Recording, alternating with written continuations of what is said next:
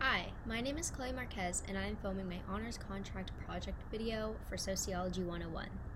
The theoretical perspective I have chosen is the conflict theory, and the sociologist I will be discussing today is Karl Marx. Before we talk about Marx, we have to talk a little bit about what the conflict theory is. The conflict theory claims that society is in a state of perpetual conflict because of competition for limited resources. It holds that social order is maintained by domination and power, rather than consensus and conformity. According to the conflict theory, those with wealth and power try to hold on to it by any means possible. They do this by suppressing the poor and the powerless. A basic premise of the conflict theory is that individuals and groups within society will work to maximize their own benefits. Conflict theorists challenge the status quo, encourage social change, even if this means social revolution, and believe rich and powerful people force social order on the weak and the poor. Conflict theorists believe that social evolution is created by class conflict, and the only way to progress society is if society is challenged. The father of this theory is Karl Marx. Many of Marx's life circumstances may have contributed to his development of the conflict theory. Karl Marx was a German philosopher, economist, historian, sociologist, political theorist, journalist, and socialist revolutionary.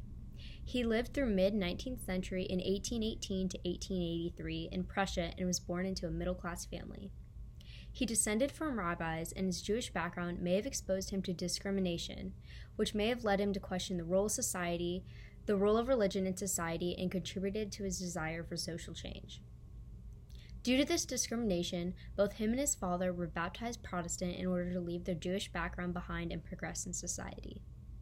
Marx participated in a very politically active culture during his 1 year at Bonn University. After being kicked out of Bonn, he attended the University of Berlin.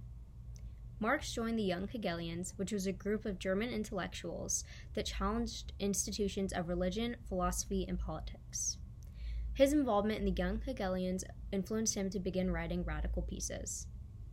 He eventually became a journalist and editor for a liberal democratic newspaper and was later banned for being too radical. The 19th century was a time of growing industrialism and trade, and as the rich became richer and prices of products dropped, Marx witnessed wages drop as well and the lower class grew. The gap between the lower and the upper class increased more than ever, and this contributed to Marx's extreme views about the conflict theory. From this observation, Marx concluded that the modern free market economies produce gross inequalities. In 1848, Marx and a fellow German thinker, Friedrich Engels, published the Communist Manifesto, which introduced the concept of socialism as a natural result of the conflicts inherent in the capitalist system. He predicted that the working class would rise up and rebel against the bourgeoisie, becoming the new ruling class. This encompasses the conflict theory and the constant struggle between the classes. So, how do Karl Marx and the conflict theory apply today? Today, conflict theory can be used to explain the imbalances of power due to gender, race, sexuality, and what Marx stressed the most, economic class. The inequality that is stressed in conflict theory can also explain wars between classes, discrimination, and domestic violence.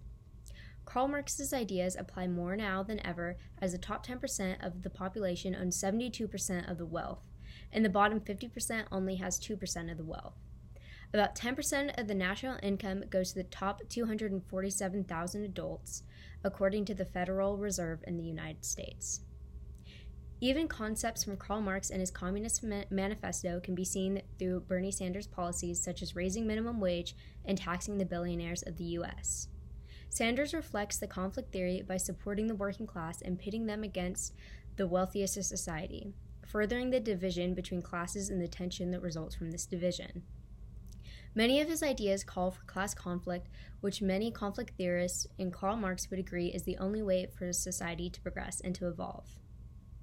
In conclusion, as long as capitalism and a class divide exists, those at the top of the economic pyramid will always be better off and have more power than the rest of society.